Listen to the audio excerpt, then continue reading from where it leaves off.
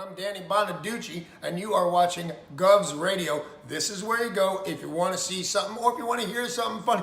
Coming up in just a couple of minutes, this is a joke I told. What? I'm not on Gov Radio? Call the police. Call my agent. The Knockem Dead Comedy Radio Show also brought to you by Two Eagles Auto Body. For more than 25 years, Two Eagles Auto Body has been the leader in auto body repairs and customer satisfaction on Long Island. Two Eagles Auto Body handles every type of auto repair, from custom applications and restorations to repairs involving insurance claims. So call Two Eagles Auto Body and ask for John Rossi at 516-328-2527.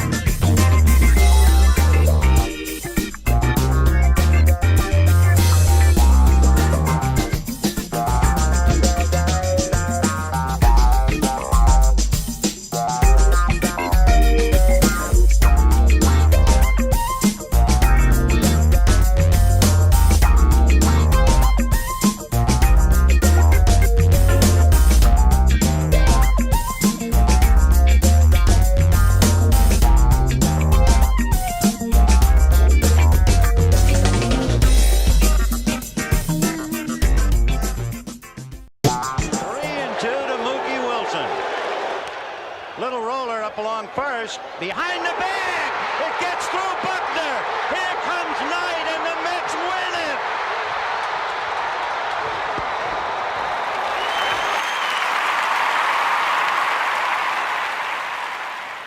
Hello, Tony. Mookie Wilson here, 1986 Mets. How you doing? Long time no see, man. Hey, man, I miss you guys, man, at Knockem Dead Comedy Radio, man. I miss you. I wish I was still up there, man.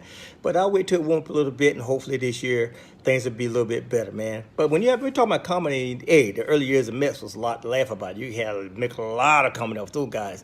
Hey, hope to see you guys during the summer, and hopefully get back on the show, man, at some point in time during the course of the year, all right? All right? Yeah, fine. Contact me, man. All right, Tony. Talk to you later.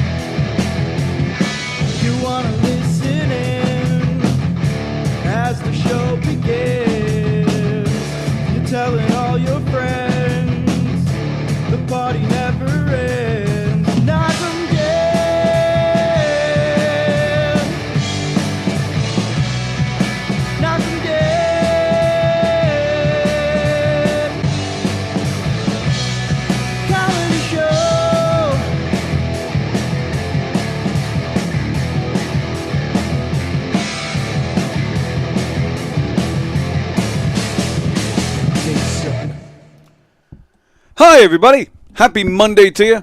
Welcome to the Knockem Dead Comedy Show, right here on Gov's Comedy Club Podcast. We're coming at you live from the legendary Governor's Comedy Club right here in Levittown, where this weekend we saw a packed few days, Thursday, Friday, Saturday. The one funny Lisa Marie was here. Laura Patton was here with the women of a certain age. Laura Patton joined us in here last night. Lots to talk about this weekend. All the stuff, all the shows at Governors and all the Governors clubs were packed. And I'll get to that in a second. Karen Krents will be joining us in a little while. Very excited about that as well. I believe she's coming on around 11:45, 12 o'clock, somewhere around there, I believe. I forget what we said. We said something like that. But Karen will be joining us. Very excited about that. Karen is a lot of fun. But she's not going to be in here today, which makes me very sad. But still, it'll be great because she's joining us on Zoom. So I got some stuff to talk about today before Karen joins us.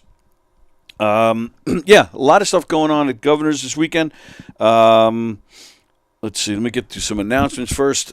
Please share this show on all your socials and tell everybody you know about all the great shows here on Governors Comedy Club Podcasts. We would really appreciate that. And we are currently looking for somebody to handle some sales for us. We need somebody that can get, some sponsors and advertisers in here. So you can contact us on our Facebook page, Gov's Comedy Club Podcasts, and we'll discuss all the details. Also, I showed the flyer in the opening credits, but I'm going to show it again and talk about a very special show that's coming up at the brokerage. Hanukkah Ha-Has, a fundraiser for Israel. Join us on Sunday, December 10th. That's this Sunday. Doors open at 5:30. Show starts at 7 for a night filled with laughter, joy, and support for Israel. This in-person event promises to be a memorable evening where you can show your love for Israel while enjoying a fantastic comedy show.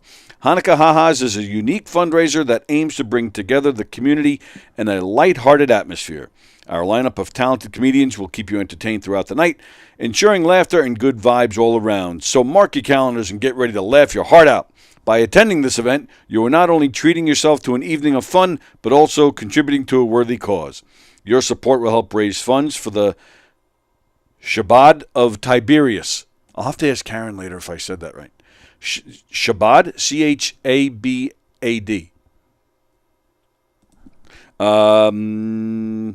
The money goes directly to the Israeli families for food, shelter, toys, supplies, and much more. Don't miss out on this incredible opportunity to make a difference while having a great time. Spread the word, invite your friends and family, and let's come together to celebrate Hanukkah in style. Please note that due to limited seating, early registration is recommended. We can't wait to see you at Hanukkah Ha-Has, a fundraiser for Israel. This comedy is not kosher. All proceeds go to Israeli families for medicine, food, shelter. It is hosted by Allison Persky. Allison was actually supposed to join us today. She canceled the other day, but we still support what she's doing. And, of course, it's at the brokerage, so we're going to advertise it anyway. Allison Persky, Alan Streisfeld, Errol Firestone, Jeff Goldberg, Les Deegan, Olga Namer, and other special guests. So that's going to be a fun show. So head on over to the brokerage on Sunday and check that out. There you go. We'll be promoting that show all week, as we do with all the Governor's shows. And speaking of Governor's shows,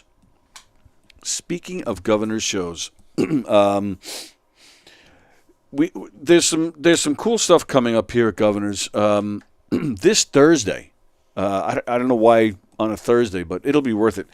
This Thursday night, Tom Green will be here. I don't know when I say he'll be here, I mean the club. We're hoping to get him in here. I don't know. I tried to reach out to him. I didn't get a response. Our Matt Napo, who does Coffee with the Dog every morning at 9, he reached out to him, got no response as well. But we're hoping. Now, Nick Greystone does his show here Thursday nights, Primal Scream with Nick Greystone every Thursday at 9. But Nick came to me the other day, and he goes, "Dude, did you see that Tom Green's going to be here?" And I said, "Yeah, of course I did." He goes, "Dude," he goes, "I don't care what you got to do." He goes, "You got to get him in here, man." He goes, "Would love to get him, while I'm sitting in here." I said, "Well, yeah." I said, "I was actually going to talk to you about that. I didn't know if you wanted to do your show a different time or something, because I was hoping to get him in here, and I'd have to stop your show to interview him and talk to him. I said, or we can just do your show at a different time or something. He goes, no, dude, the way Nick talks. He goes, no, dude, bro, you infiltrate this show. You infiltrate my show. If you're going to get Tom Green in here, you infiltrate and you get him in. I'm like, okay. So last night we were in here, live from Gov's Green Room. Laura Patton was in here. Our buddy Mike O'Sullivan joined me and Don. There's me and Don. And while we were doing the show, Nick texted me. Tom Green was doing a show somewhere. I don't know where, but somewhere. But a buddy of Nick Graystone's, went to the show, and he sent me a picture of his buddy with Tom Green. My buddy met Tom Green after the show. He said he was a super nice guy. I think we could really get him. I'm like, all right, man. I'll do my best. I'm hoping. So fingers crossed. What do you guys think? Tom Green, I don't know, comedy legend? I mean, he was definitely huge, what was that, maybe 20, 30 years ago? Probably more like 30 years ago. Holy crap. 30 years ago. Time freaking flies, man. But yeah, he definitely changed the game a little bit. I mean, because he was outrageous, man. He was nuts. And he was huge, right? He was on MTV a lot. I think he married Drew Barrymore. I know he was with her. But I think they actually were married for a time. Yeah, he was big time. And then it seems lately, the past few years, he's kind of completely switched gears. A lot of his posts and stuff are completely serious, and he seems, he just doesn't seem to be as crazy as he once was. Brendan Bird is watching. Hello, Brendan. Good to see you, pal. Thanks for tuning in. Thank you all for tuning in. Please comment this morning. Please, just like last Monday when I was here by myself, you guys were a huge part of that show. And that was one of my favorite shows, actually. So comment. Let me hear from you. Tell me how you're doing today. Tell me what you're doing. Although I'm sure you guys are just hanging out waiting for Karen. That's what I'd be doing. Also going on here at the club that I want to talk about. I'm a little mad. I'm a little mad today. You guys have heard me talk about, I've told this story several times, and I am going to tell it again, so forgive me. But one of the biggest draws here at Governor's is Steve Burton. Now, you might be asking yourself, who's Steve Burton? Well, guess what? I'm going to tell you. Governor's brings in a lot of soap opera stars here. And they do Q&As, they sign pictures, they take pictures with people, meet and greets. And they like I said, Q&As, and some of them even bring, like, some of them, they're not just soap opera actors. They also, like, some of them are musicians, so they'll bring a band, or some of them attempt, stand-up. Sometimes it's just like a dance party with soap opera stars.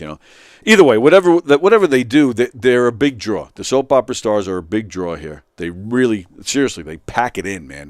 The place is nuts. And Steve Burton, formerly of General Hospital, probably one of the more popular General Hospital performers in the past 20 to 30 years. He has been on the show in a few years, but he's still a big name in the soap opera world. And I'm telling you, he packs it in here like like Anthony Rodia when he comes. This place is mob when Steve Burton comes here. So, but whenever Steve Burton comes here, for whatever reason, the man does not like the green room at Governor's. He likes to use this room as his green room. There's been several times I'll come in here and I'll find stuff moved around, or I'll find, like a plate of food, or, something, or some pieces of paper. I'm like, what the hell went on in here? Because, 99% of the time, nothing goes on in this room without me knowing about it, or without me being here for it. So, so when I see something, that different in here, I get a little freaked out, because, I don't want to be held responsible. I don't want to screw up in here, So I find something, like, wait, who left that in here? Did I leave something in it? Like, so I get a little weird. Well, I am weird, but I get a little more weird. So, but then it turns out every time, like, oh, Steve Burton was here last night. And yeah, so every time. So the last time he was here, which is, I don't know, maybe 6-8 months ago, I come in on, I think it was a Tuesday night.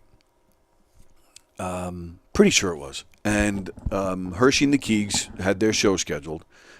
I come in, and the door is open, and we keep this door locked. So immediately, as soon as I walk in and see the door open, I stop. I'm like, what the? Because again, immediately I'm thinking, I left the door open? Like, they're going to kill me. So, but then I walk in, there's, jackets, and there's a whole big spread of food. If you've seen this room on, like, some of the, you know what, let me see if I can put on a, yeah, there we go. So if you, you can see the whole table here. So we're talking, maybe 6 feet. Like, pretty much from here on to the end of the table was a spread of food. There was all sorts of stuff. And of course, the place was mobbed. I had totally forgotten that Steve Burton was here that night. So I walk in. I'm like, oh, man, this guy's going to want to use the green room. He's got all this food. So I'm like, oh, I'm going to have to call Hershey and the Keegs, tell them they can't do their show. So just then, one of the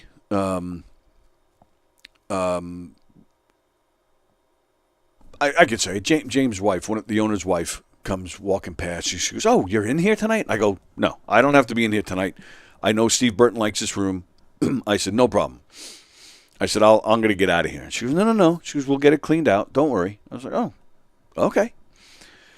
So, sure enough, and they were nice enough. They got some people, some of the guys that work here to come in here and clear it out, and they put all the food in the hallway on the shelf in the hallway. But I still felt bad, and I didn't know, like, are they going to tell Steve Burton that he can't be in here? Like, I didn't know what was going to happen. Sure enough, 2 seconds later, Steve Burton walks in here. And he goes, "Oh," like he didn't expect to see somebody in here. He goes, "Oh, hey, how you doing?" I'm like, "Hey, how you doing?" He goes, "You got something going on in here?" And I go, "Well, I don't have to." I said, "Yes, but I don't have to." He goes, No, dude, I don't want to get in the way. I don't want to disrespect the room." I'm like, "Okay, you don't want to disrespect the room. I appreciate that." But I did chuckle. I thought it was just a funny way of saying it. I don't want to disrespect the room. So I was like, "No, it's cool, no problem." He goes, No. He goes, "No, it's not cool. I don't want to disrespect the room. I don't want to make a mess." I said, "Everything's fine, man." He goes, "Have I left a mess in here before?" And I did. I just like that. And he goes again. He's like, "Dude, I don't want to disrespect this room. I don't mean to leave a mess." I said, "It's fine." I go, "Really?" Really. I said it to him, and I'll say it again. It really wasn't bad. It was, maybe some papers or one plate of food. I can get a little weird when it comes to that stuff in here, but it really wasn't a big deal. I have mistakenly, regrettably, have yelled at people in the past, and even on the air, I think I've done it where I've gotten on people for leaving messes. If it happens more than once or twice, I do get a little more mad, whether it's a big mess or a small mess. But it's not a big deal. And I said that to him, like, "It's cool. It's not a problem." And he just kept, I can't tell you how many times he repeated it. "Dude, I don't want to disrespect this room, man. I said, "It's okay. It's okay." He goes, you have to understand. He goes, "I don't like that green room in there." I'm like, "Really?" And he wouldn't give me a reason why. But all of a sudden he stops. He goes, oh, by the way, I'm Steve. I said, "Yeah, I know who you are." I said, "I'm Tony." He goes, "You run this room?" I said, "Yeah." I said, "I run this podcast studio." He goes, "Dude," he goes, "I love this room." And now that he must have repeated 10 times. "I really love this room. I love the vibe. I love this room." And I'm like, I don't know. I'm just thinking to myself, we have a vibe? That's kind of cool.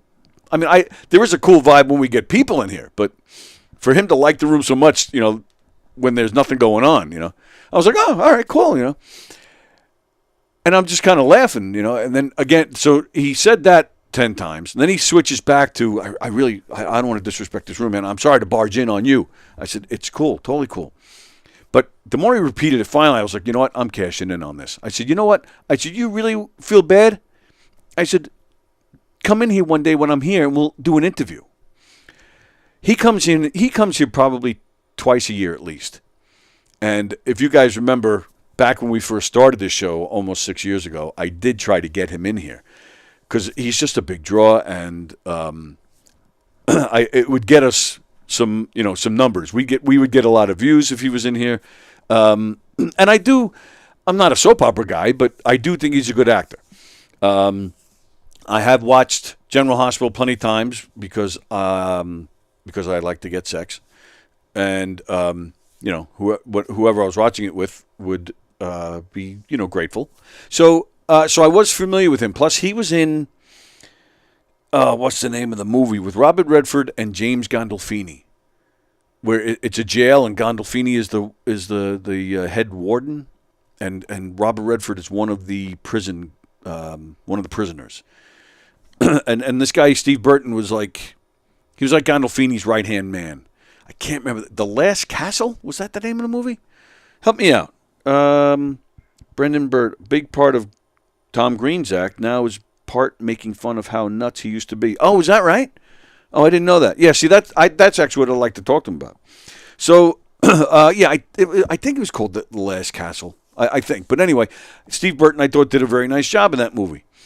And I've been familiar with him for a long time. For you guys who were teenagers in the 80s like I was, there was this really bad kids show. Like, I don't know, I think Nickelodeon was just starting to come out, but remember like Saturday mornings, there used to be you had the Saturday morning cartoons, but then as it got a little later on Saturdays, like late morning, early afternoon, then they started showing they would have Saved by the Bell type shows, like shows for the teenagers.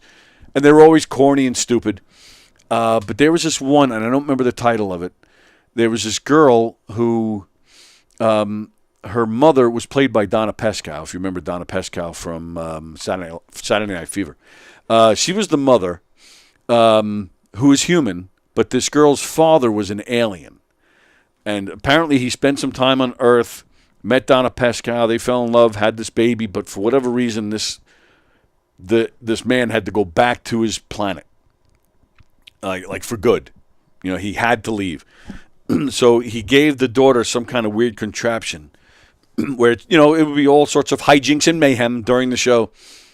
But maybe once or twice, and definitely at the end of the show, she would talk to her dad through this contraption that he left her, and she could talk to him. And you'd hear the voice, but at the end of every show, he was the voice of reason. What did we learn today, dear? And they'd have their little chat, and then big corny laugh at the end with the freeze frame. Anyway, Steve Burton was on that show. He played the girl's, he was the boy she liked, and he liked her, but they never really hooked up until later on in this show or something. But I remember him from that show, which I would love to bust his balls about. But anyway, so we get to talking that day, and so I said to him, I said, "You really feel bad about making a mess in here?" I said, "You come in here and do an interview with me one day." He goes, "Yeah, I'll do that." He goes, "I'd love to do that." I'm like, "Cool." So in the hallway was the nice woman, Linda, who I also happen to know a little bit. She's in the hallway. She handles the booking. She, when Steve is going around here or wherever he's going, Linda books it. So he yells to her, "Come here, Linda, come here." She comes walking over, and he goes, "Next time I'm here, make sure we book an interview here with Tony." And she's like, "Okay." I was like, "Great." So next Thursday, December 14th, Steve Burton is appearing here at Governor's. So what do? I reach out to Linda, and I say, "Linda, if you remember, Steve said the next time he comes here, he'd like to do an interview with me." I said, "Can we set this up?" Well, guess what the response was, ladies and gentlemen? "Sorry, Tony, unfortunately, Steve said no." All right, I'll tell you the truth. First, she responded to me and said, "Look, I'm not sure if he's going to have the time for it. He's got a really tough schedule," which, she says, "But I will check with him." She was, "And you'll hear back from either me or directly from him." I'm like, "Oh, Linda, great. I appreciate that so much." Then the next day I got an email. And all it said, "Tony, I'm sorry. Unfortunately, Steve said no." And that's it. She didn't say, his schedule's really busy. He's got to leave the club as soon as it's over because he's got to drive down to Pennsylvania. Nothing. It was just, unfortunately, Steve said no. So a few years ago when I tried to get him in here and he said he'd only come in here if he gets paid, I gave him one of these. But then I, reneged because he seemed like a really nice guy. In fact, that night when he was here and he agreed to do the interview and he eventually left the room and Hershey and the Keeks were in here doing their show, when he was leaving, he walked by the room and he stopped and he peeked his head in and he goes, See you, buddy. See you next time. I'm like, all right, Steve's my new best friend. Bye, Steve. And even Hershey and the Keys were pissed. They're like, who's this guy interrupting our show? So I'm thinking, I'm now besties with Steve Burton. And so I went from this to thinking, oh, he's a cool guy. Now I'm back to this, Steve Burton. I'm glad you're not on General Hospital anymore. And I hope they never take you back. And I hope you don't get any more soap opera jobs. I hope you get stupid kid show jobs again. Son of a bitch bastard. What does it take? I mean, you're here anyway. You're using my room, and I will be here that night because it's Thursday the 14th. We're doing Primal Scream with Nick Greystone that night. So I'll be here. And I'll have no... If there's a spread in here, I'm going to them. I need the food taken out. Please, I have a show in here to do. He's not getting any special treatment for me anymore. Prick bastard, son of a bitch, Steve Burton. And I have a cousin who's friends with him. That's what I should do. I should reach out to my cousin and say, hey, can you talk to this jerk for me? Oh. So I'm looking at the comments. My brother remembers the title of that show. It was called Out of This World. How do you remember that? And why would you remember that? Well, thanks, though, Frank. Thanks. Rob Seyfarth. Yeah, what Frank said. I don't know why you'd remember that. I couldn't tell you a single episode of the show. I just, remember the basics. I don't even know why I remember the show. I don't even know why I remember Steve Burton being on it. But Frank remembers the title. So, yeah, I don't know who's worse, the fact that Frank remembers the title or the fact that I remember the premise of the show. Yeah. Kenny Friedberg. Who are we talking about? We're talking about Steve Burt. Oh, there you go. You got it. Brendan Burt. Plus, what a lame-ass name. Just Burt is plenty. You Burt off. Yeah. Go Burt off instead of Burt on. Oh, Frank said he Googled it. I don't think he did. I think he happened to know it. Maybe Frank's a big Steve Burton fan. I actually years ago, before I had anything to do with Governors, I actually came here once to see Steve Burton because my wife was a huge General Hospital fan at the time. And he showed up here with a couple other guys from the show. What's his name? I forget. Oh, Maurice Bernard. He was here, and there were, I don't know, some other guys. And, yeah, I don't know. Steve Burton was the only one I kind of really liked. He was funny. He was making fun of the show. He was on it at the time. I'm talking probably like 1998 or something. Yeah, this was a long time ago. And, yeah, Burton was making fun of the show. He was taking questions. He had some cool stories.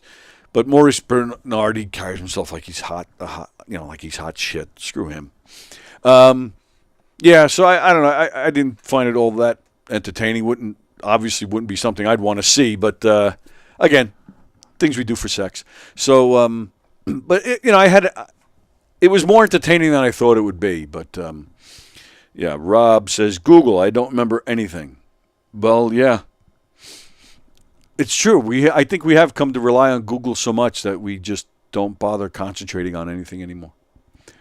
Yeah, so I think Rob's right. So, so screw you, Steve Burton, unless you do decide to come in here Thursday while I'm here and give me... he's got to give me at least 5 minutes. If he doesn't... If I get like a hello... I mean, I guess I'd be a little appreciative if he, just comes in to take a picture, or if maybe he'll sit down and we'll do a quick, hi, I'm Steve Burton, you're watching Govs. Still, you owe me an interview. You promised. Son of a bitch. So I don't know. We'll see what happens. So that's Thursday the 14th. So yeah, Primal Scream with Nick Greystone is a great show altogether. Nick is he's a funny guy. He's got cool stories. His music is nuts, but he's a good guy, and I enjoy working on his show with him. But now you got more reasons to watch the next couple of Thursdays.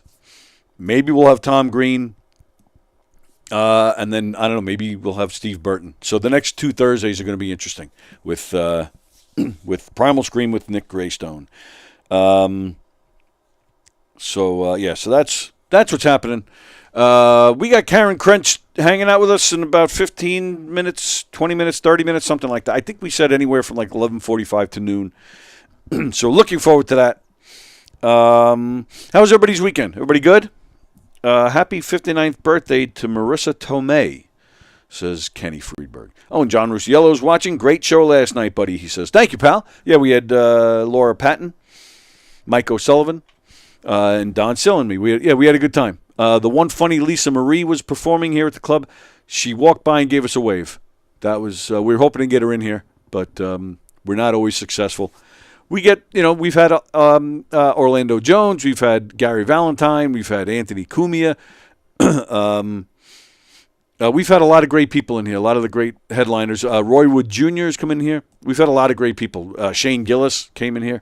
But, sometimes we aren't successful with getting the headliners in here. Like Dice. Dice, we were told don't ask Dice. His opener, I just had her name in my head. Oh, jeez. Forgive me. She's great, too. She came in here. And she was like, oh, you could have asked Dice. He would have come in. We're like, oh, we don't want to bother the guy. So when he was leaving that night, at least we got a wave from him. So sometimes we get nothing. Sometimes we get a wave. Sometimes we get something where they come in. So you never know. So one funny Lisa Marie, she gave us a wave. And then the second time she walked by, she didn't even look. She just looked straight ahead. Because, the first time she waved, we're like, hey, Lisa, hey, come on in. Come, hey, whoa, hey. So, I don't know, maybe we pissed her off. I don't know. But the rest of the weekend was good. Hershey and the Keegs had their big show at the brokerage on Friday. And it was a huge success. Filled up the room. Great crowd. A great time. Great lineup. Brandon Lackaruba, our own Brandon Lackaruba, formerly of this show. He hosted. Pat O'Rourke was on. He's been in here a couple times. He totally killed. Pat O'Rourke knocked it out of the park, man. They freaking loved him. Olga Namer was there. I went up for 5 minutes. I did okay. Yeah, I think they liked it. I didn't bring the house down, but they liked it. Who else was there? David Hassout? Forgive me, David, for not knowing how to pronounce your name. Of course, you had Hershey and the Keegs, who they crushed it, of course, with their sets. Headliner was Richie Byrne, our pal Richie Byrne, who, I don't know, to me is just fantastic. So, yeah, it was a great night. A lot of people were hanging out behind the scenes with us. Bosie was hanging out with us. Laura Patton and Teddy Smith were hanging out. So it was just a fun night. We had a good time. Fat Jay stopped by for a little while. Oh, Andy Pitts, who was headlining the club here in Levittown, even he came by for a little while. Yeah, it was a good night. We had a lot of fun. And thanks to all of you who showed up. I actually had 2 people that knew me from Hershey and the Keegs. Actually, no, I take that back. One guy knew me from Hershey and the Keegs.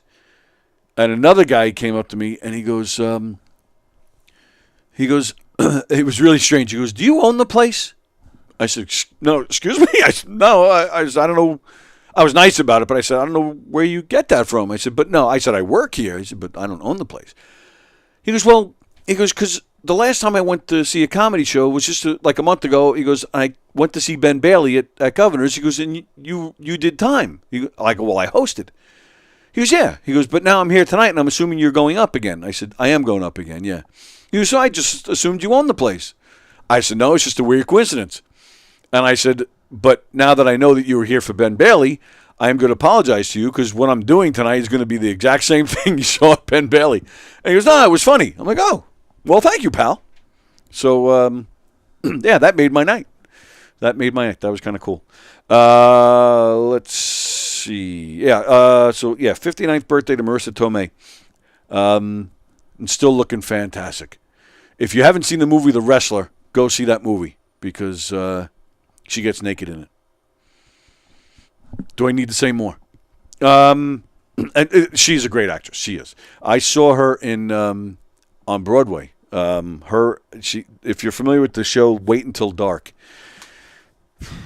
I think the movie was made in the 60s. I forget the cast. Frank, look it up for me. Who was it? Richard Crenna was the the male lead, but the female lead was I want to say Katharine Hepburn, but I don't think that's right. Frank, look that up for me, please. Wait Until Dark, great show, great movie, but I believe it was originally a play first. So it was Marissa Tomei and Quentin Tarantino played the male lead, and he sucked. Yeah, I thought he was really bad, but she was fantastic. She's a great actress. What else? I busted my stand-up cherry Sunday. Saturday. That's right, Brendan. You got to. All right, so we got Karen joining us soon. All right, so Brendan, can we Thursday or Friday? Can we Zoom with you?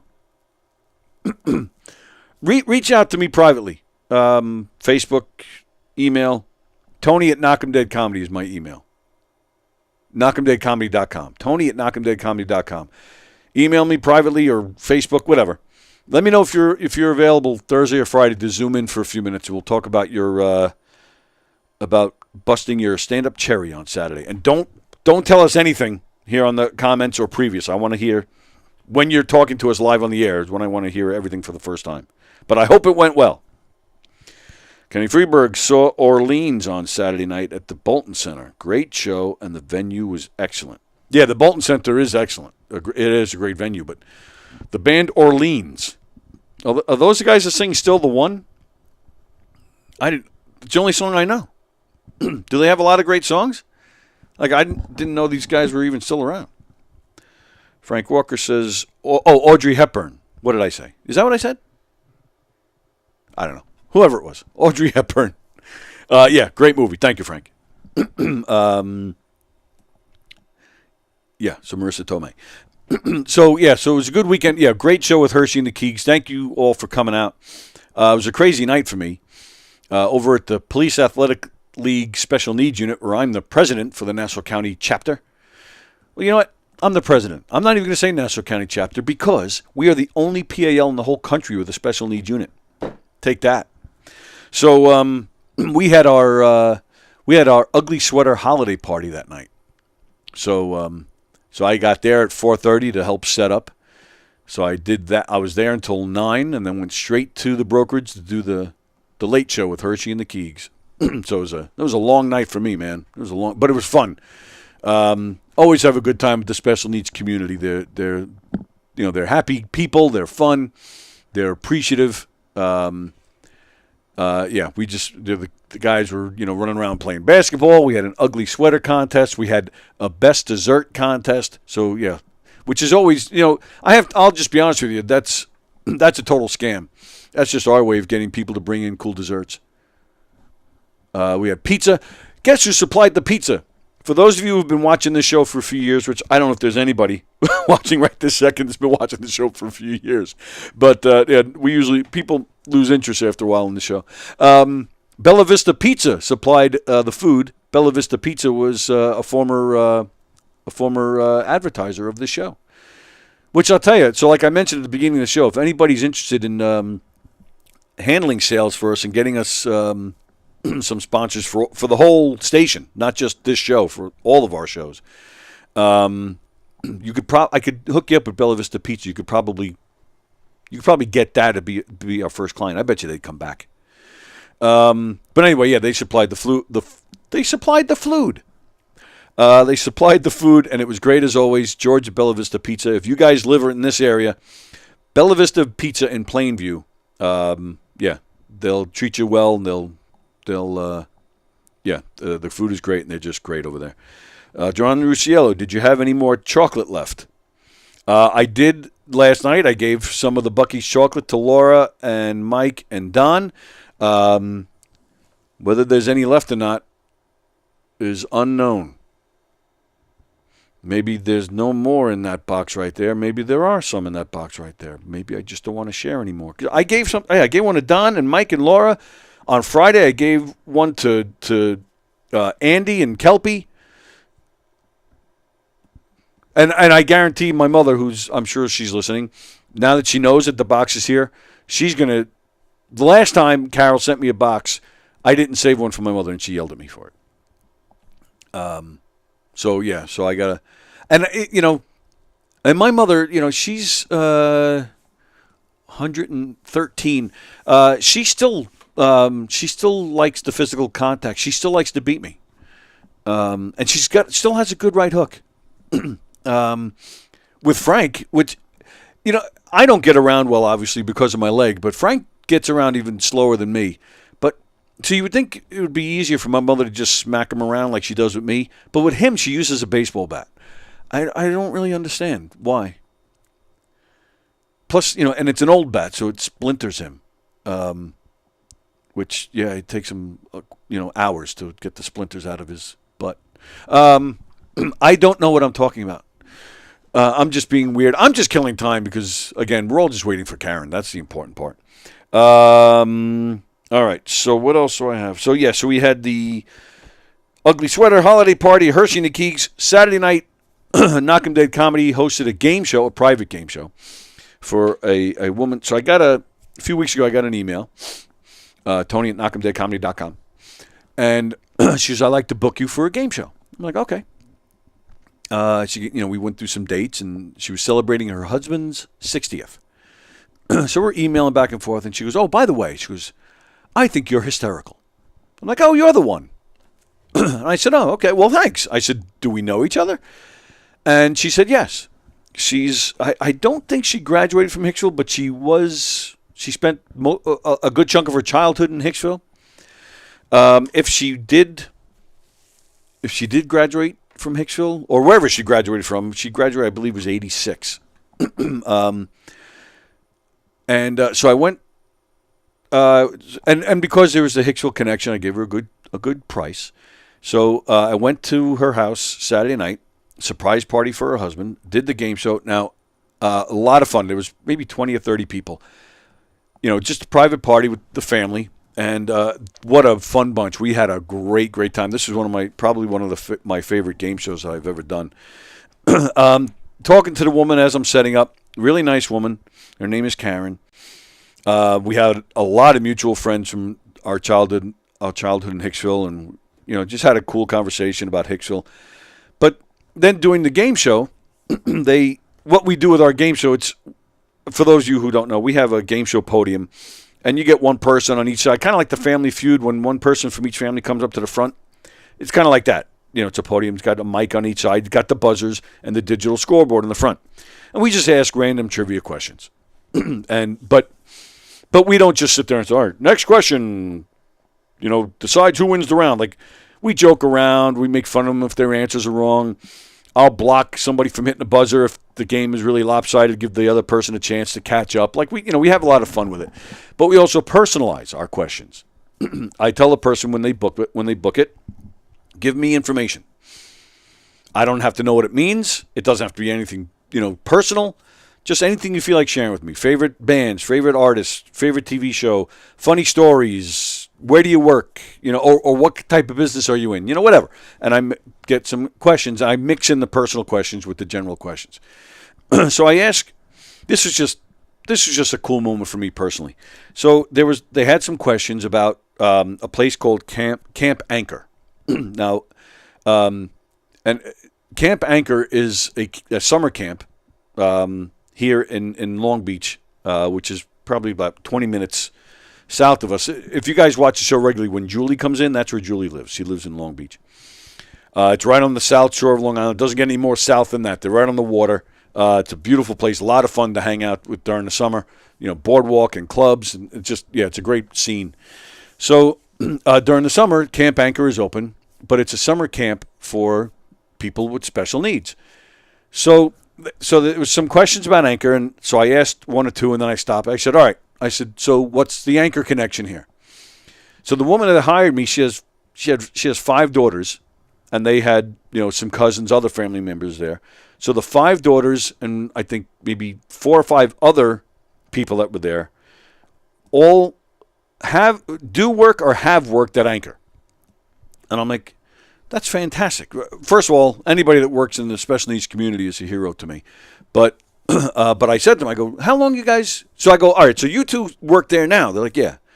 I go, and what about you other guys? Like, when did you work there? And they're all young guys, and They were all maybe, I think everybody has worked there within the past 15 years. So I go, anybody know Sammy Walker? And two of them raised their hand. There might have been a third. I forget. But like, oh, yeah, I know Sammy. And I'm like, that's my daughter. And they're, what? I go, that's my daughter. And they were like, holy crap. And then one girl says, she goes, oh, yeah, not only do I know Sammy from that summer camp, she goes, but now I work in the day hab that she goes to every day. Like, holy crap. So we took a bunch of pictures together. I brought it home, showed Sammy. She thought it was cool. So that was just personally a nice moment for me. Just wanted to share that. All right. That's all. That's my story. Let's see. Alan Arkin and Audrey Hepburn, says Kenny Freeberg with no Google. Kenny, I don't think it was Alan Arkin. I think it was Richard Crenna. Frank, Google it. Jerry Lahane. Hello, Jerry. Yes. Yeah. Yeah. I know, Jerry. I know.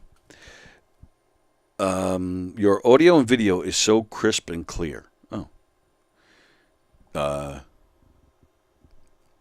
All right. Thanks. I hope it is. I'd like it to be.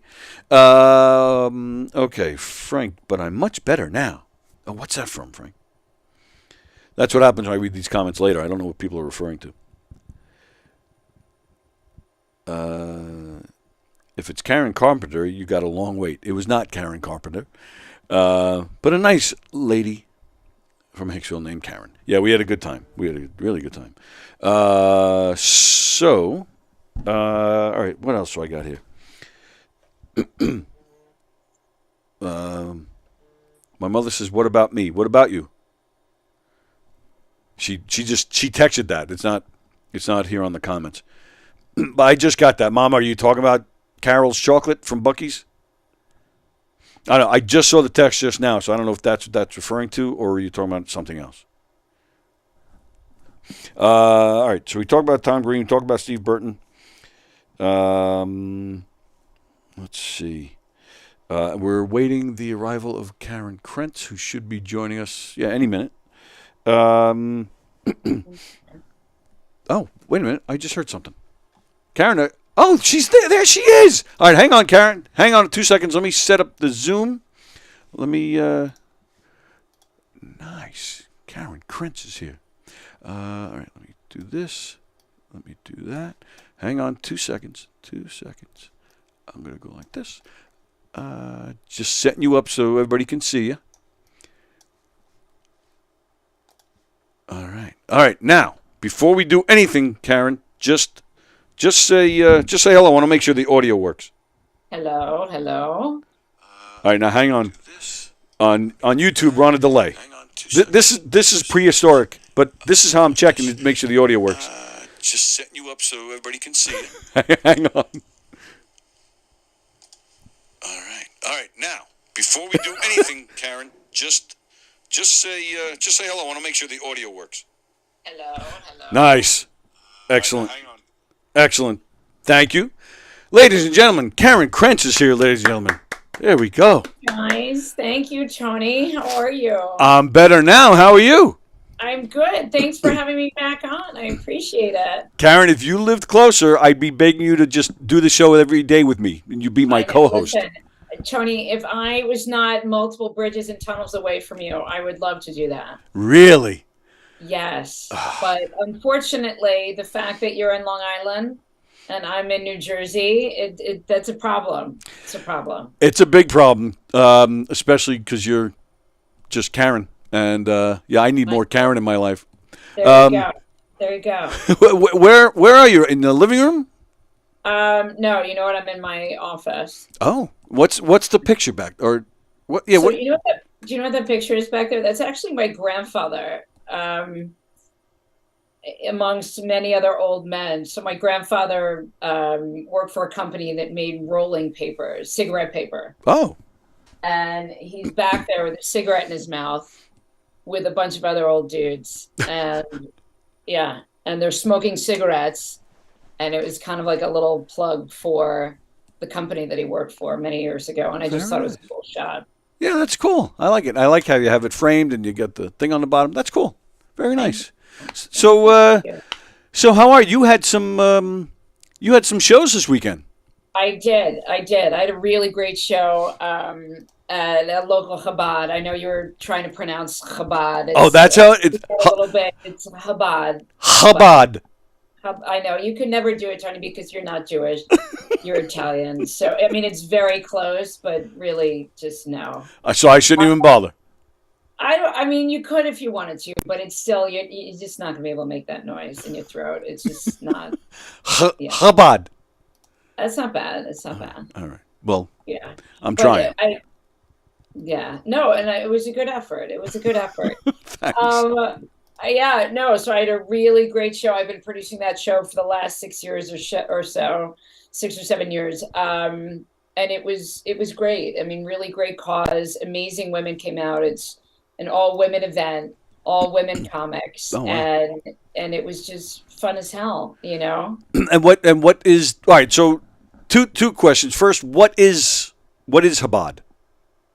So it's a Jewish organization where you can go, similar to that of a temple. The rabbi, there's a rabbi that's his Chabad, but essentially it is a place of worship. Okay. And that's why even with stand up, actually, it's pretty much a G-rated show. So in terms of booking that show, I actually have to really be on it in terms of who we bring in. Oh, sure. It's PG. It's actually could even be G, to be honest. Wow. So, yeah, no, it's kind of like another level of clean. But yeah, no, it was awesome. It was a really nice crowd, a great turnout, and I was really happy with how it went. We had the really talented Anita Weiss there as well, who I don't know if you're familiar with Anita, but super talented comedian.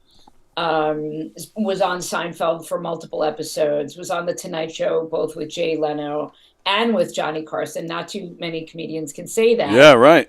So yeah, no, and she's super, super talented. So we were lucky to be able to have her at that event.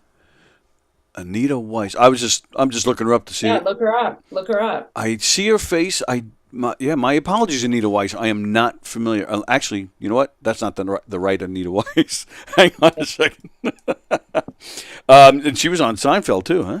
And she was on Seinfeld. Yeah, multiple episodes of Seinfeld, and she's a powerhouse. She killed it. Yeah, I Great. definitely recognize the face. Okay. Yeah. All right. Nice.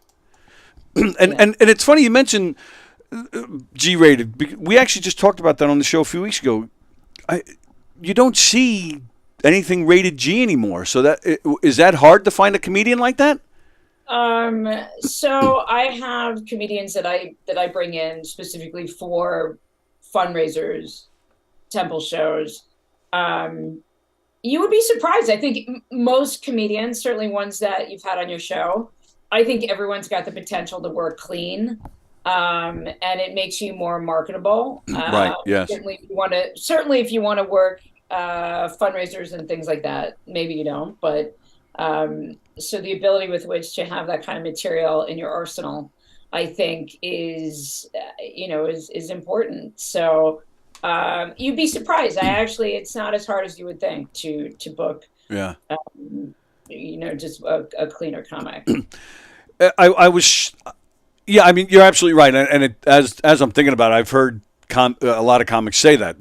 You want to get if you're just going to do dirty, you're limiting yourself. Yeah. But at the same time, like you mentioned, fundraisers. I mean, governors, Thursdays and Sundays, they're mobbed here with fundraisers, and even and I even did a show back in February, I think it was. In a library, because libraries, they have nice big auditoriums. Yeah. So but I'm surprised, like a lot of times the fundraisers here are school fundraisers, and even at this library, like I'm surprised. Maybe it's my strict Catholic upbringing, but I'm surprised when there are comedians at a library or doing a school fundraiser and they're cursing and they're talking about sexual stuff. Yeah. I mean, I don't. Maybe people just aren't concerned with that stuff anymore. But I sit there, I'm like, oh, we can do that. Yeah. No, I mean, depending on who's booking the show, I would think that like a firehouse show versus a school fundraiser versus, a temple show or anything like that, or Right.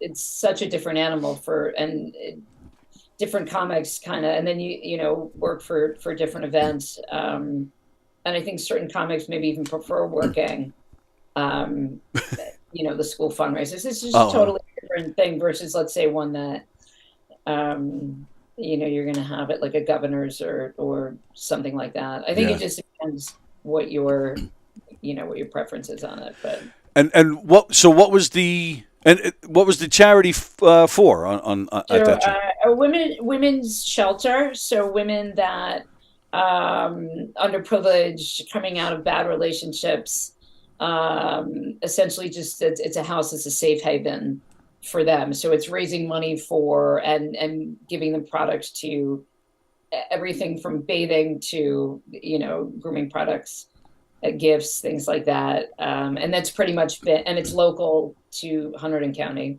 the shelter. So it's been great, and that's what they've pretty much.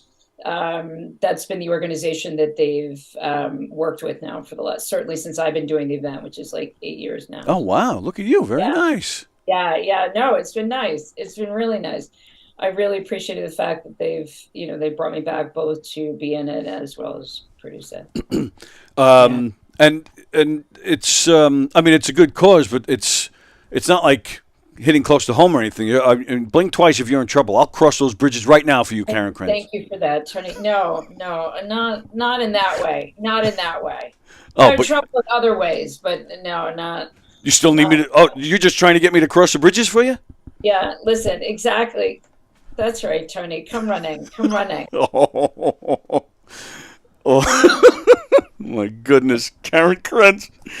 Holy crap! Now, all right, now tell me about last night. We were texting yesterday. We were talking about what a crappy day it was yesterday. Oh my gosh, it was horrible out. It was one of those days, Tony, where I was like, you know what? I really didn't have a ton of energy. I don't know about you, but the rainy Sundays for me are meant to just like hang out and be in bed. Yeah, I woke up around, I think it was 7 or 8, and already felt like it was like 6 at night, like I should be winding my day down.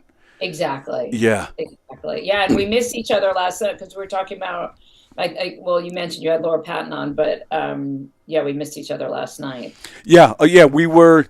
You were originally going to Zoom in last night with us. And then something came up on my end. Right, but did you? I don't. You said something came up, so I don't know if that's something different or. No, it was same thing we talked about. Oh, okay. So I wasn't on that show, the one that I was telling you about. Oh, okay. It was someone was recording an album, so I went in to just kind of be there to support. Exactly. Oh, that's very nice of you, Karen Krents. Right. I don't know why I have to say Karen Krents every time I. Like Charlie Brown, I have to say your full name. You can say Karen Krents. Back in the 70s when I was born, let's not age myself here, Tony, but names with double initials like that was kind of a thing. So the fact that I've got the double initial and my parents went with Karen Krents, the name Karen is, as everyone knows, it's just a real treat nowadays, but right. The double initial is really quite something as well. It just kind of rolls off the tongue. I as a child of the 70s, I am very thankful that I'm not Walter Walker. Yeah. I'm very happy about that. That kind of, that would have been interesting. Yeah, well, it would have been interesting. I got plenty of people calling me Sky during the late 70s, early 80s. When Star Wars was big, that was the thing. But and I remember even as a kid thinking, when I grow up, that'll be my son's middle name. Imagine if that poor bastard, if I did that to him, that would have been awful. No, so, all right, so that you just went to support. So, I thought you were performing. You went to support. No, I was not performing. I went to support, and I have a bunch of shows coming up. I'm actually pretty busy moving forward over the next few weeks. Nice. It's always good, especially this time of year as well. Yeah, sure. You don't have to be busy. So I'm grateful. I've got a couple events, actually 3 or 4 different events coming up. Sweet. And then we wing right into the holidays, which I don't know about you, but I'm actually I'm ready. I think I'm You're ready ready for. meaning what? You're all decorated. You bought all the gifts and everything. Yeah, well, no, I didn't buy the gifts, Oh, but I have two teenage daughters, so I just basically hand out money. I don't. No one really wants gifts anymore. yeah. But but I do have my menorah set up since I'm a Jew, and my husband, who's not a Jew, he's still, we're still trying to figure out what he is. Church of England. He's a Brit. Right. Yes, is Episcopalian, but we bought. So we have our Christmas tree up. We're one of those families, which that's exciting when you can just celebrate everything. Does that mean more gifts for your girls because they're celebrating two yeah, holidays? It used to. Back when they were little, it actually did mean that. But now, Really? yeah, no. Now it doesn't mean that. Wow. Well, yeah, my son, yeah, same thing with money. He got his Christmas gift early this year, which was definitely money because he had a car accident that was totally his fault, and he's still under my insurance and the car that he drives under my name. So the insurance rate's going up and paying for repairs. That's his Christmas gift this year. It's the gift that keeps on giving. The fact that he actually still can drive a car, it's a big deal. Yeah. He's been driving. Aren't gifts like that great? I mean, that's pretty much with my daughters. One's in private school, and the other one's at college, and it's like Merry Christmas, Happy Hanukkah. It's the same kind of deal there. The amount of money that we throw towards our children, right? Yeah. That's your gift. My son just turned 23 last week. Wow. And, happy birthday. Oh, well, thanks. And Your son. but it's weird because, like you said, the amount of money we're throwing. He's lives at home. He has he holds up in his room 90% of the time. Hardly ever see him. And it's weird because when I was 23, I got married. I got married for the first time at 23. Now I'm not advising people to do that because it was not the right move. But not advisable. Not advisable. No. But to be at that point where you can financially do that, or at least be that independent where you can have your own life. That I think, like, what is going on that our kids aren't, this, like, who wants to live with mommy and daddy at 23? Yeah, no, I don't think any of them really do. But right. I don't think it's a whole different type of parenting back when you and I were that age.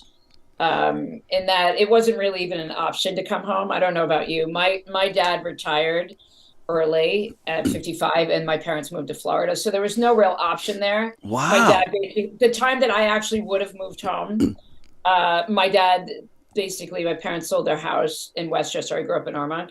My house sold for cash, and my parents were gone within, like, witness protection program. They were gone within days.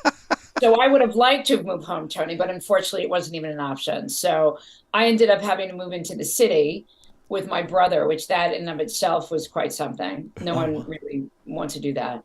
But that's how that rolled out for me. And then that was it. Then I didn't really see my parents much because they lived in Florida. Yeah. So versus now, kids definitely do roll back home. Well, like you said, because we're throwing money at them. Why would they want to leave? Exactly. So it's our fault. Yes. So, wow, that's crazy. I didn't know that. So what's worse, living with your parents at 23 or living with your brother at 23? It depends, I guess, at what point you were to ask me that question. Right. So our neighbor, we lived in Hell's Kitchen in a tiny 2-bedroom apartment. Wow. Our neighbor thought we were a married couple. We screamed and yelled to a point that my neighbor would come up to me when I was out of my apartment and be like, I really thought that you and your husband maybe would last about a second, the amount of screaming and yelling. And I'm like, yeah, no, I'm not married. That's actually my brother. And then I put her mind at ease. But yeah, I lived with my brother in years, and that was just the only, that's what I had to do. And, and back when you're in your early 20s, it was a lot of eating pizza for dinner, right? Yeah, the sure. slices. Right. In White Castle. Jobs. And that's, that's what you did. And I guess just like living with your parents, living with a brother, you couldn't bring a guy home, right? I mean, I did. Oh, you got balls, Karen Krents. Yeah. And your brother was like, yeah, or he was like ready to pounce. No, he could have given a shit. He didn't really care. Wow. Yeah, no, that wasn't. He could have cared less, actually. Yeah. And did that like enhance or worsen your relationship with your brother? Now I'm getting personal. You don't have to answer that if you don't want. No, I can answer that. I think it enhanced it. Oh, nice. Probably, maybe. We're pretty close now. He still lives in the city. He's with his wife in the West Village. We're kind of similar people. So, yeah, I would say probably, once he met his wife, he pretty much moved out of our apartment, and then I had our apartment to ourselves. So, to myself. Nice. So that, that was pretty amazing. But yeah, no, the first couple of years were not pretty, as I don't think it's really necessarily easy to live with anyone, not even maybe your significant other. I don't want to dive into your marriage, Tony, but I don't know, even really on a day-to-day basis, is it that easy to, and I don't want to get you into trouble, obviously, but I will say for me, after a certain amount of years with my significant other, it always still proves to be interesting, the habits of a daily married couple, but maybe that's for another show. Maybe we don't dive into that right now. We'll have a therapy. We'll save that for Valentine's Day, because I'm sure it'll be nothing but romance, the whole conversation. That's it. All right, so going back to the comedy, do you ever and not that I've seen anyway of you on video or anything, but do you get topical at all, or do you avoid current events? I pretty much avoid current events. Yeah. I think I have enough material. I know I do, such that I don't really need to hop into topical events. I think it especially now, obviously, for me, it's so much easier just to not even go there. And especially with some of the shows that I do, I think it's easier to just kind of leave it alone and talk about, more about, my kids. Again, it depends on the event, but yeah, no, for the most part, I really don't. I don't talk stuff. Maybe I'll hit up like a New York Post headline, right? Something fairly tame. But in terms of politics or anything like that, no, I don't. Oh yeah, politics. Yeah, forget it. No. But do you feel that like guys like Matt Rife or I have this thing here, a comedian named Hans Kim, he caught some shit because he said something about Matthew Perry. Like, do you find there's like a too soon factor or do you feel when it comes to comedy, it's there's I think it's something that's been an issue for really forever, and I think probably even more so recently, that certain comics are coming out and talking about now at this point, no material is is something too soon? Is it too much? Can you actually get up there and do your set without being critiqued and having people be critical about what it is that you're talking about? I think that, I think it's hard. I think it's hard as a comedian. I think, part of what makes a comedian funny is what the liberties that you take to get up there. What is it that you want to talk about when you get up on stage? So I think that the freedom to do that and to be able to talk about what you think is funny makes a show. So I don't think anything's too soon, really. Okay. And I think certain comedians are better at it than others. How about that in terms of really, being able to push that a little farther than, say, like a newer comic. But I don't think anything should be, like off the table in terms of what can be chatted about, for sure. Very nice. Yeah. Have you ever worked with Tom Green? I haven't. Oh, no. okay. He's really funny, though. I'm a big fan. Me too. He used to write the Drew Barrymore. That in and of itself I would like to hear more about that. I don't know if he does material about it. I don't know. He's coming here he's coming to the club this Thursday, and we're hoping to get him in here. Yeah, So. no, that would be great if you could. He's a really funny comedian. Yeah. I'm a fan. Absolutely. So we're hoping on that. All right, I'm going to switch gears a little bit. I need your opinion on something, Karen Krents, because I adore you and I value your opinion on stuff. So this weekend, you're familiar with the Kennedy Center Honors, right? Yes. All right. So this year, the honorees, Billy Crystal, who's actually one of my favorite stand-ups, even though he hasn't done it in years. I love him. Yeah, love Billy Crystal. Barry Gibb, Love him. Oh, I'm a yeah. huge Gibb fan. Oh yeah, me too. I really am. No, now I'm just going to age myself. But some of the duets he did with Barbra Streisand, to me, Tony, I don't think it gets any better. And you think I'm doing material, but I'm actually really not. I really, really, come on. No. Let's really age ourselves, Tony, right now. Let's just age ourselves. Karen, if I hopefully some people, some of our viewers can verify this for me. I've talked about it on the show before, and now I actually love you even more because Thank you. I have talked about it on this show. That Barbra Streisand Barry Gibb album is my guilty pleasure, and that's the name of the album, Guilty. And it's Guilty. Thank you. I freaking love that album. Tony. I do. And now, of course, I'm picturing you and me dancing together to that album, but and in our white suits, like the album cover. I am telling you right now, to me, that he's the all-time best. Wow. I'm a big Andy Gibb fan. He passed away. He mentioned, but again, let's even. But I'm all about him. That's interesting that they're honoring him because at this point, I don't think he's even been. When's the last time you even heard about it? Yeah, he hasn't been a B or a G or anything lately. Yeah, I think he probably maybe like 5 years ago or so he did. I think he went on a tour and did all the songs. But and I'll be honest, I saw a picture from the Kennedy Center Honors, and I had to look. I was like, who is that? And then.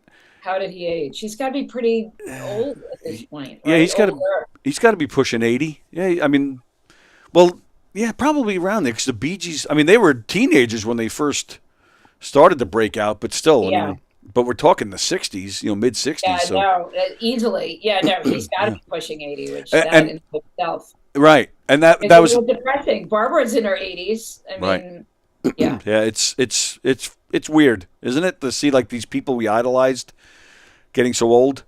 It's actually really a problem for me. I don't like it at all. Yeah, I'm with you. So anyway, yeah, I saw the picture, or I saw a picture from the ceremony, and I had to kind of get a little closer. Like, who's the old guy? And I did. As I got a little closer, I was like, no. I figured out it was him. I was like, it can't be. And then I started looking at the captions and stuff, and it said Barry Gibb. I was like, oh, it's all white hair and like. I'm glad I didn't see the picture, Tony. To be honest. Because it would have bummed me out. I mean, I think aging, especially once you get in your 80s, it's a crap show at that point. Yeah. You know what I'm saying?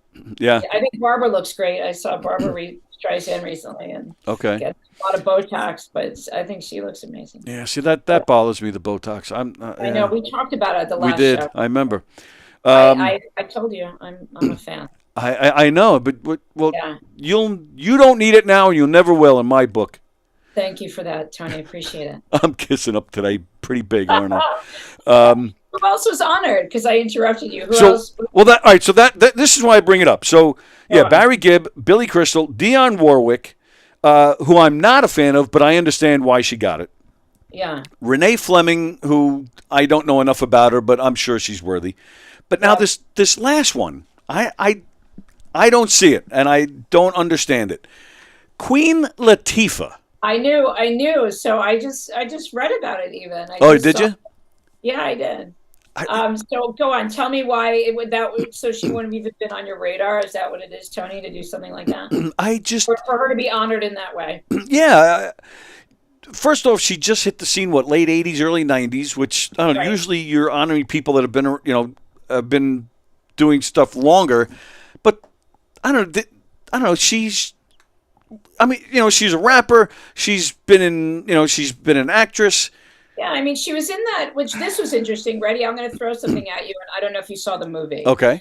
But she played Adam Sandler's wife in that basketball movie that Adam Sandler directed and also starred in. I love the movie. It's recent.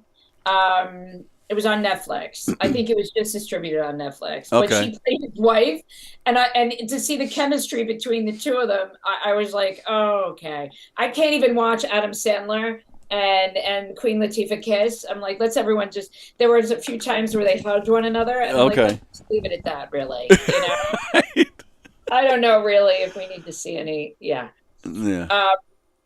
But I thought she's a good actress. I really feel like, I love her music. I don't think she's done anything super recently. But maybe you can correct me with that. I don't know. Not that I know of. So But I so think you're he's pretty you're good, and I thought she was good. you're saying you think she deserves it. She deserves it. Um, I think it's interesting. How about that? I agree with you on it. I don't know what is really certainly with being awarded on that level. I can certainly see, like in the past, I think Sting was awarded. Worthy. Whoopi. I mean that's she's been around for Right. a long time. I mean, who really is the person that nominates? Who actually? That's a good question. I have no I think we idea. should get down to the bottom of it, Tony. I'll have to do Don't my you think? research. Let's figure out. Let's really find out, like, who is in charge here of deciding who gets to be honored, because it is a very interesting. It's an interesting grouping. How about that? Yeah. I think that when you throw a Gib in with like Queen Latifah, Right. and, it just seems like a real interesting mismatch of people there. Exactly. I mean, yeah, Random. I don't get it. Like you look at, I mean, Billy Crystal, I'm all in. Billy Absolutely. Crystal, right? Right.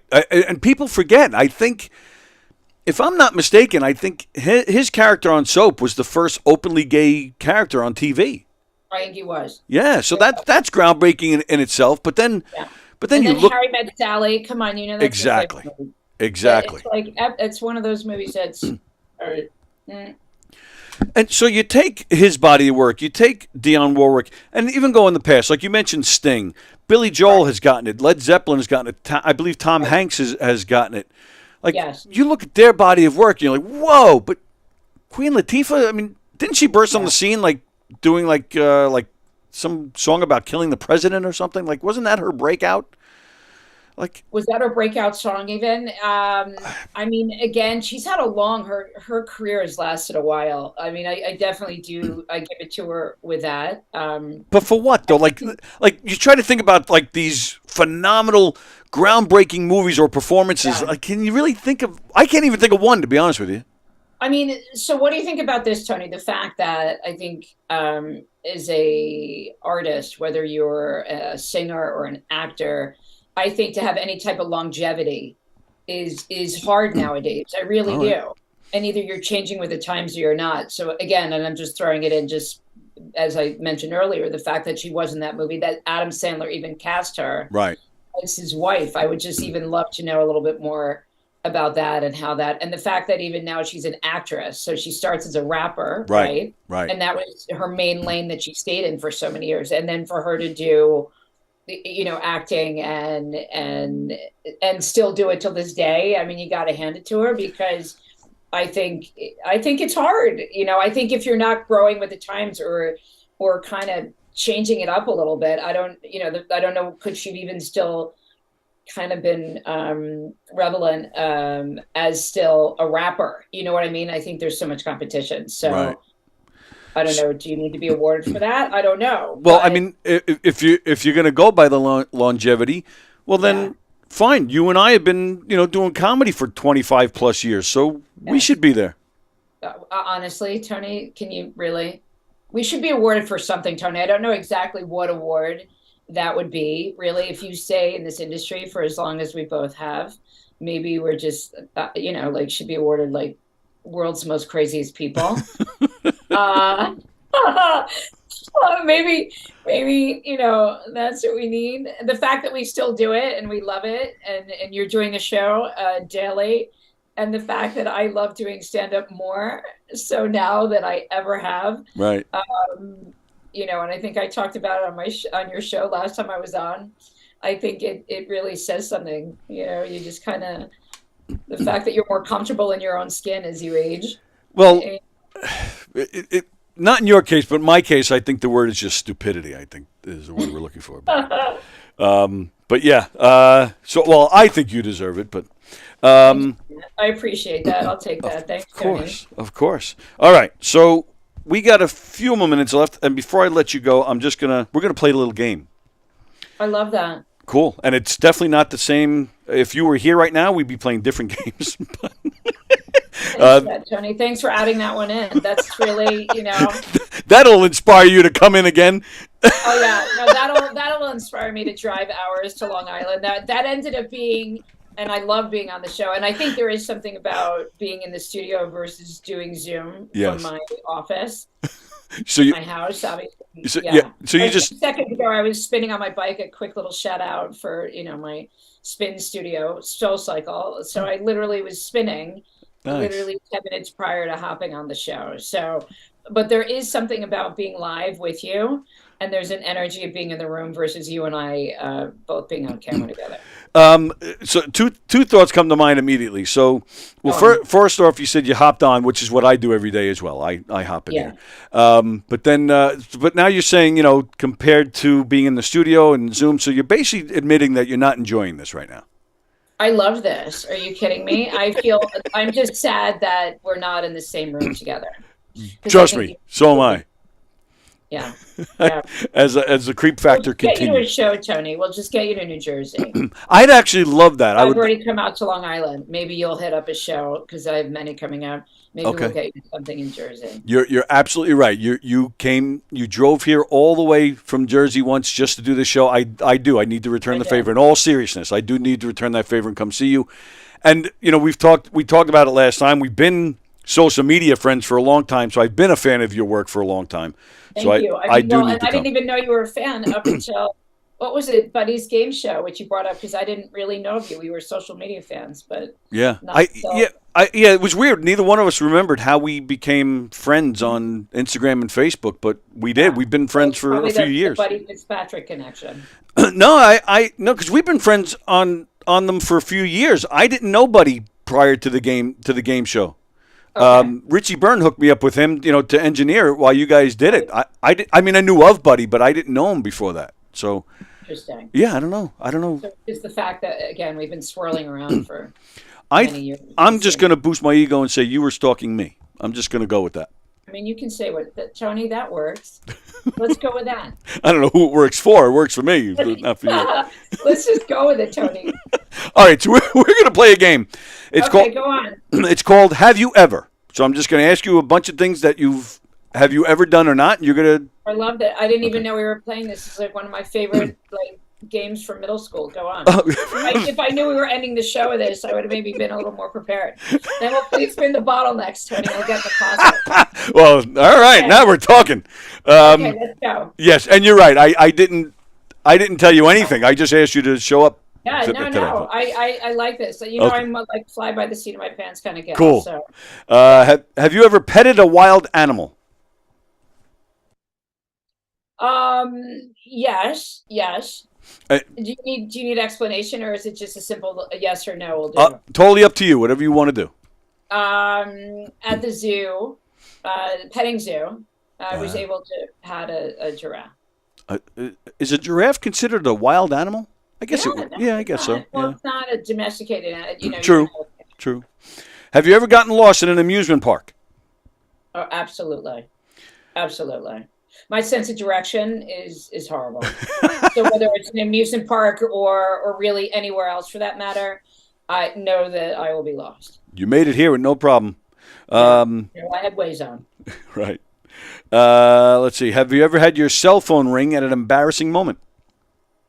Yes, absolutely. I like these questions. I don't know if you wrote these. They're very tame. These are not the same questions that were asked me, Tony, back in middle school. So I do appreciate that. Okay. Yeah, I have. I've had my phone ring at inopportune times when I thought I shut the ringer off, when in fact I didn't. I don't know how many times you've actually done that. Oh, plenty. But yeah. I permanently leave mine on vibrate now, just so I can avoid having that issue. Yeah. And yes, That's what I did. these questions are tame. I think the typical ones, they're in here too. But I'm skipping around. Have you ever, based on our conversation yesterday, have you ever stayed in your pajamas all day long?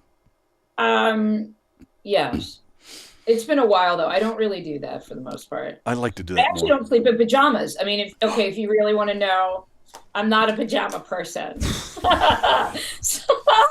So and not to make the question dirty, because it's not. So I don't sleep in pajamas. And if anything, I'll throw a pair of boxers on and hang out in boxers and slippers and a tank top. That's what I'll walk around in, but I'm not in pajamas. I need hang on. I need a second. All right. lost total concentration. All right. Well, I was answering the question honestly. And I appreciate it very much. Yeah. Have you ever talked your way out of getting in trouble? Oh my gosh, yes. I seem to get pulled over a lot. I'm a speeder. I love speeding in my car. And so I have been known to be able to get myself out of tickets more than once. Nice.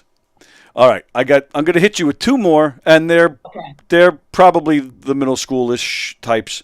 Sunbathe partially or totally naked?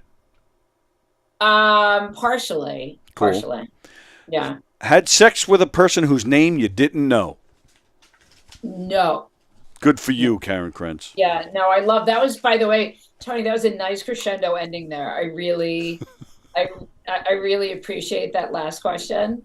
Yeah. Okay. No, I have to say, I feel like on another level the fact that I pretty much knew everyone's name. No, that's a big deal in all seriousness. Yeah. That really is. Yeah, no, and the fact even that I've been with the same person, not only do I know his name, but 23 years, Tony. Again, like that's kind of, Yeah. All right, and again, that's our callback. We'll do this. We're going to talk marriage around Valentine's Day. I love it. Will you bring me back? I'll come back in person for that one.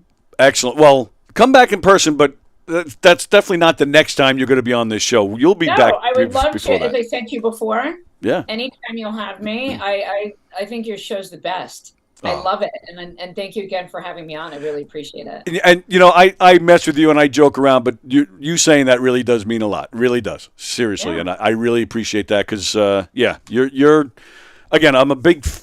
You've become a good friend, but I'm a big fan, and you're on a higher level of the New York comedians in my book. So to hear stuff like that from you really does mean a lot. So I appreciate it, and you're always fun on here. So I appreciate it very much. It was definitely as always, as expected, a lot of fun, Karen.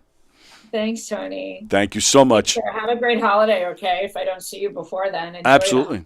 the You too, and hopefully we will talk before that. We absolutely will. Thanks, Karen. Quick before you go. So tell us. You mentioned that you're busy. Give us, maybe 2 or 3 upcoming shows. Rhino Comedy Club in Suffern, New York. Awesome club owned by Maria Vale. Women-owned, women-run club. One of my all-time favorites. I'm there on December 30th. I'm there next Saturday. Nice. I'm there second Saturday of January. I have a private event next Friday, Jockey Hollow Restaurant, which is insane, in Morristown, New Jersey. I'm producing, and I'm also at this event. Sweet. What else do I have going on? What else is happening? I think is that it for right now. Oh, no, well. and booking out into the new year. But if you follow me, I'm going to just plug myself for a second. Please.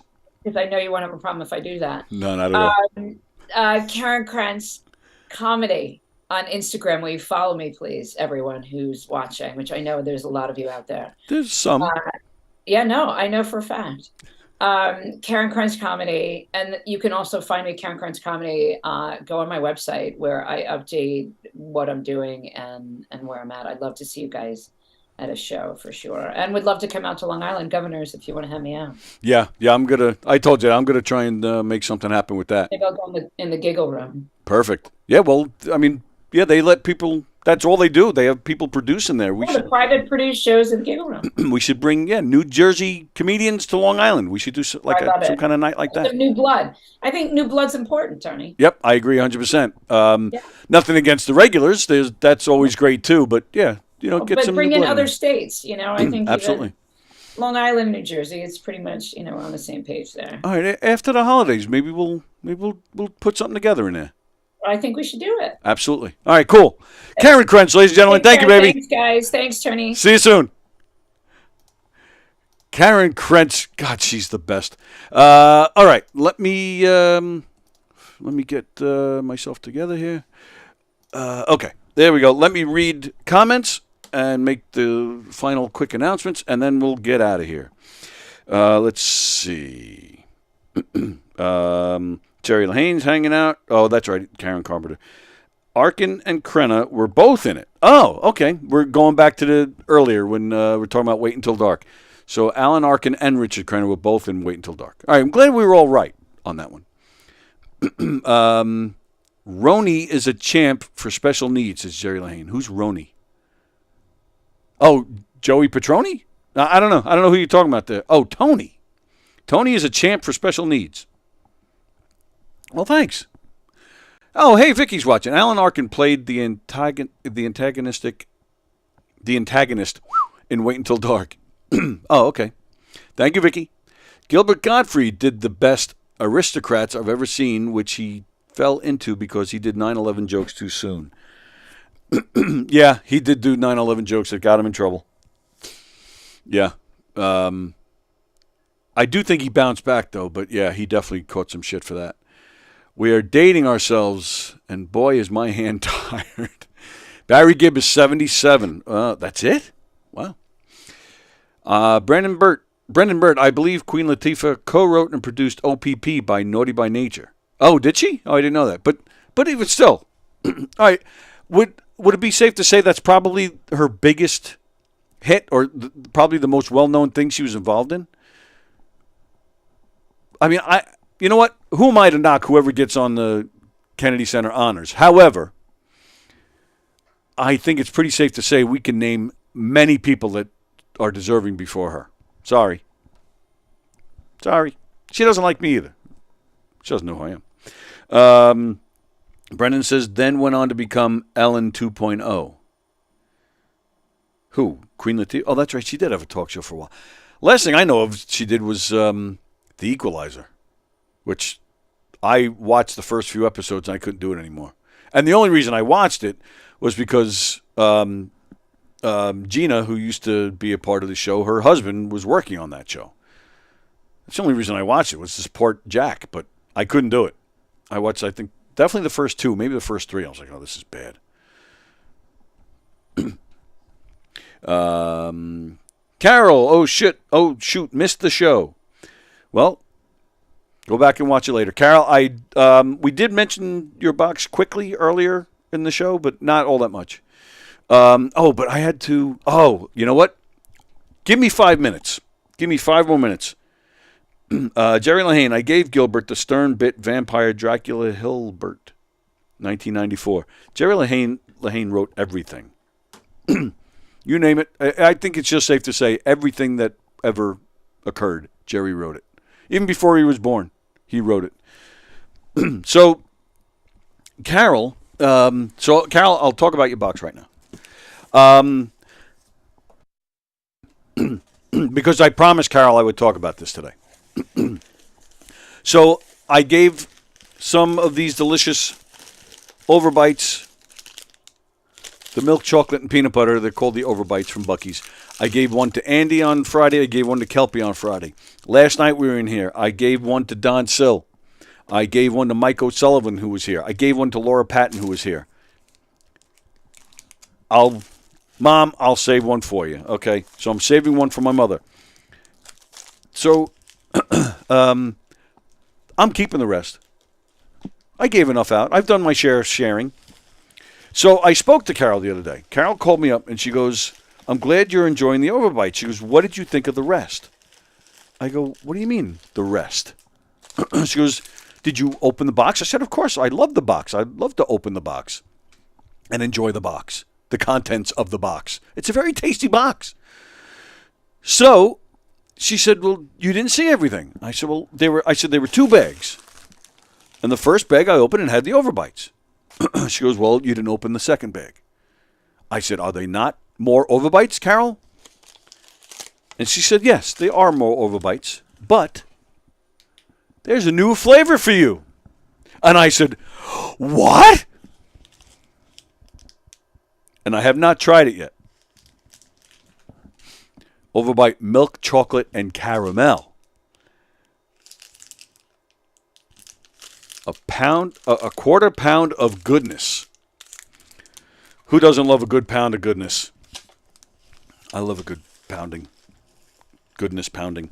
I'm actually going to be sitting down to eat lunch in a few minutes because I'm working here this afternoon. I have some stuff to do. So but I'm going to eat my lunch first, and I think I'll be enjoying a milk chocolate caramel overbite with my lunch today.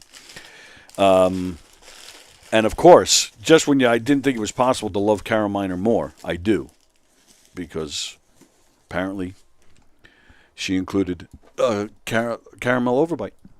So thank you, Carol. Thank you for the overbite. I will be sending you money this week. And then, one of my favorite things about the winter is that things like this can be mailed to me. Because during the summer, you obviously can't do it. So thank you, Carol. Thank you. And I'm not even speaking full sentences. I talked to Karen Krents. Now I'm talking about Carol and chocolate. I mean, this is just unbelievable. Jerry Lahane, I told Stern on tape, I'm not asking. I'm telling you, you have to do this bit. You got that much clout with Howard Stern, huh, Jerry? Carol says, my pleasure. Yeah, it is. I got to jump, says Brendan. Great show. Thank you, pal. Yeah, we're going to jump too. Brendan, let me know. Let me know if Thursday or Friday works for you. All right, everybody enjoy the rest of your day. We got Steve Square tonight at 6:30. I think the ward is on at 8. Tomorrow we're back here. Johnny McDonald is hanging out. Sean McDonald is hanging out. And EJ's PJs return with to promote their annual pajama drive for needy kids for the holidays. So that's going to be a lot of fun. Of course, we're doing Tuesday Trivia. Felix will be on tomorrow afternoon at 1. Tomorrow night, there is no Hershey and the Keegs. No Hershey and the Keegs this week. Me, Hershey, Keegs, and Chris Monty are attending the Islander game together. I will be getting the camera out and taking a lot of footage that we'll be able to share with you guys and have some fun. So, looking forward to that. That's going to be a good time. Wow, are you lucky, says John Rusiello. I know it. All right, so everybody enjoy the rest of your day, and we'll see you guys tomorrow. Thanks for hanging out with us, and again, thank you, Karen Krents. See you guys later. Today, what will you experience at a Knockem Dead Comedy Murder Mystery Show? Suspense, excitement, love, more love, violence. Well, not really. And, of course, some music. Knockem Dead Comedy is the #1 murder mystery troupe, entertaining thousands of people for over 20 years. You have a great night or what? Good. Their hilarious murder mystery shows are full of audience interaction from beginning to end that will keep you laughing all night long. Their shows are not to be missed. Knockem Dead Comedy's murder mystery themes include a mob show, a redneck wedding, a high school reunion, a family reunion with a luau theme, or your own custom show. Johnny, you have a good time tonight or what? Had an awesome time. All right. You had a great time. KDC, that's what I'm talking about. Yeah, all right. Fundraisers, private parties, corporate events.